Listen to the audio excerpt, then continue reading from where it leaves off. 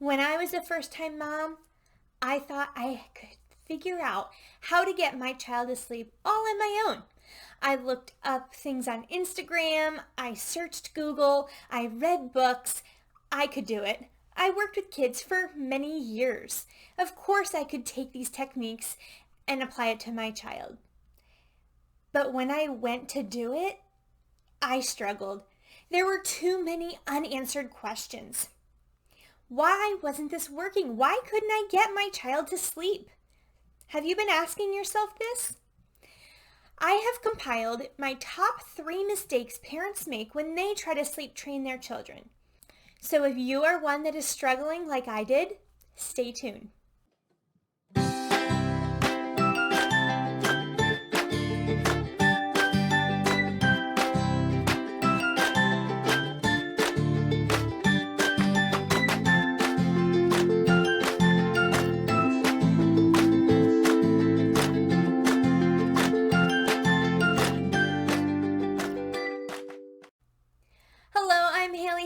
With Littlesleepersanddreamers.com, and I am your pediatric sleep consultant.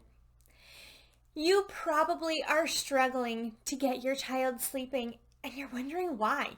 It shouldn't be this hard. I'm doing the things it says and it's not working. Why not?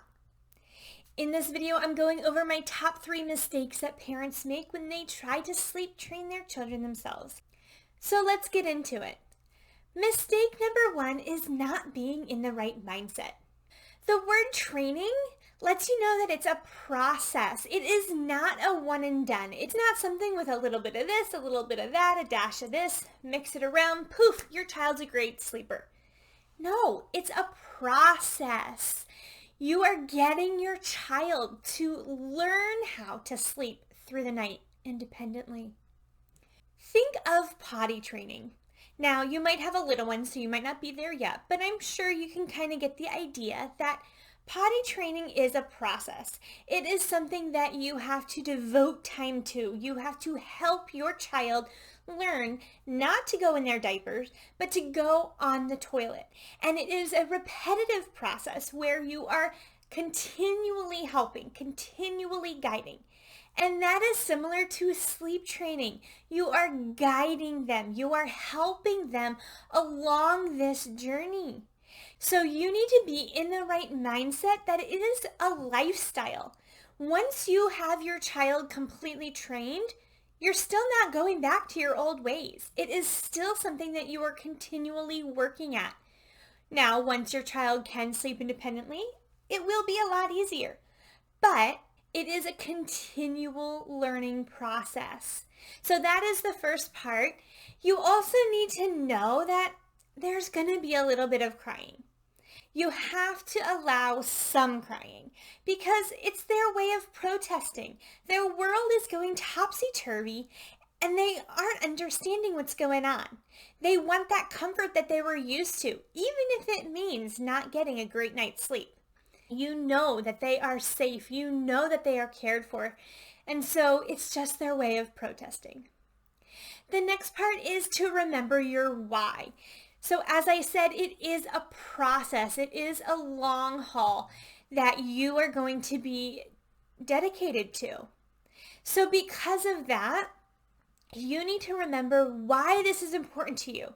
Is it because you want what's best for your child? You want them to be able to get that great night's sleep because that's where their brain grows the most. Is it because you're just tired? You do not want to keep getting up night after night. You want to get a great night's sleep. I know that's how I felt. I did not like my sleep interrupted. I wanted to get my child sleeping because I wanted sleep. And that's okay to think that way too. Whatever your why is, hang on to that. When your child is crying or when it is not going the way you're thinking it should go, hang on to your why because that is what's going to get you through to the next part. Okay, so you are in the right mindset. You know there's going to be a little bit of crying and you are hanging on to that why to help motivate you and keep you having that determination. So that's the first part, is having the right mindset. If you're like, yes, I was in the right mindset. I understand what's going on. I was prepared. It's still not working. What is wrong? The next mistake may not actually be what you're doing, but their environment, where they are. You want to set up their sleep space, whether it's their own room, sharing with a sibling, sharing with you. It doesn't really matter, but you want to create the best environment possible. So to do that, you want to make sure that their room is super, super dark. You want to be able to go in the middle of the day, close those curtains, shut the door, and have it be pitch dark. You want to make sure that it is so dark that you can't even see your hand in front of your face. Super dark. A lot of times parents will put up blackout curtains and then around the edges, the sunlight is peeking through. So what's so wrong with sunlight? When your child is sleeping, sunlight goes in through their closed eyelids to their brains, and it signals to the brain to stop making melatonin. And we want melatonin. We want our bodies to produce melatonin. We want our children's bodies to produce melatonin because that helps our bodies fall and stay asleep. And if your child isn't producing melatonin correctly, they're going to have a hard time sleeping. So you want to make sure that their room is super, super dark. The next thing is you want to make sure they have a white noise machine. Now notice that I said white noise. I didn't say music. I didn't say lullabies. I said white noise because music is not beneficial to sleep. I know it's very common. It's a cliche to have those lullabies, to have songs sing your child to sleep, but it's not beneficial. The starts and stops, the highs and lows, they break up your child's sleep cycle and disturb the restorative sleep that your child is getting. It can wake your child up if it stops between tracks, or it could disturb their sleep cycles, preventing them from getting the restorative sleep you're hoping for. So you don't want music, you want white noise. You want white noise because one, it calms them down, especially new little babies are used to that loud whooshing noise inside the womb, but also because it blocks out any noises that could be waking them up, whether inside the home or outside. So you want to have the sound to calm them and also be a sound barrier. The last part is temperature, and I feel like personally this one gets overlooked the most. But temperature is actually a really important piece to your child's sleep environment. You want to set your child's room temperature between 68 and 72 degrees because when we fall asleep, our bodies naturally cool. So if we are in a cooler environment when we go to sleep, it helps our bodies get to that sleep state. So it encourages our body to fall asleep more easily. So keeping your child at a cooler temperature is really helpful. So now that you have their room good to go, you're in the right mindset, things might still not be working out. So the last mistake I see is that there are too many changes. Either you are jumping from one thing to the next continually because this isn't working tonight and then this isn't working the next night and then this isn't working, or you're giving in and you are not staying consistent with the plan. So you want to make sure that when you have a plan, that first of all, you have a plan, because a lot of times, I know when I was a new mom, I didn't really have a full plan. I just kind of was like, well, let's kind of test this out. So make sure you have a full plan that you are going to stick to. No matter what, you need to make sure that you're consistent with it. Bouncing around is not going to get you results. Remember, this is a journey. You are not going to see immediate results the first night. Also, when you change up what you're doing, that can be completely confusing to your child. They don't know what's going on. One night they're doing this, one night they're doing that. How are they going to learn anything when there's so much change going on? So you really want to hone down to your plan and stay consistent. Now, as I said, you aren't going to see results right away. It takes a little time for your child's body to acclimate to the new schedule. So think about how you feel after a nice, long, relaxing weekend, and then Monday comes and you have to wake up really early for work. Now, this was probably your life pre-kids, so try to think back to then.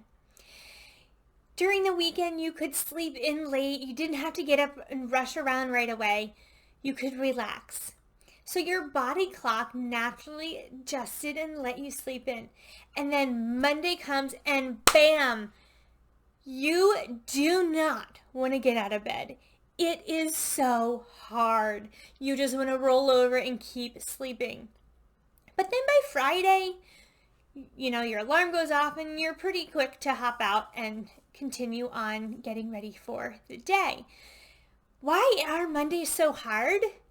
Because your body is not used to that routine. Just like that, your children need to get used to a routine. You want to give them at least 3 to 5 days to see if those bumps iron out. If you're changing things up too soon, you're not allowing their bodies to adjust to what you're trying to do. So really give that time to see, okay, maybe the first 2 days, my problem isn't getting fixed. I don't know what to do, but by the 3rd day, oh look, it's a little better. Stick with it and see. If by 5 days things haven't improved at all, go ahead and make a change.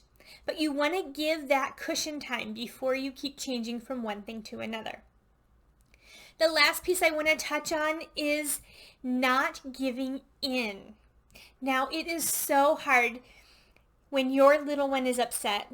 I know. I am a mom of 2. I don't like to hear my little ones cry. I don't like when they're upset. But remember, those first 2 nights, you're going to have some crying. And you need to stick with your plan. If you give in, your child's only going to dig their heels in a lot more the next time. You don't want to make the next time you try to sleep train harder. You want to make this time work. If you don't have a plan and you would like some help in this area, go ahead and send me an email at littlesleepersanddreamers@gmail.com. I would love to help you get your little one sleeping through the night.